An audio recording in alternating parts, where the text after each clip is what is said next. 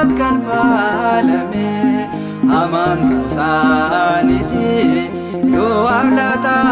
mane kapsura sadugan mukti dawarsani Bika Kirisosi ati kanundofte Lugo mangela labsa kandirate Jalalaf nagenya lalam nishenura Tawaidon bayinan gabara bara Bika Kirisosi ati kanundofte Lugo mangela labsa kandirate Jalalaf nagenya lalam nishenura Tawaidon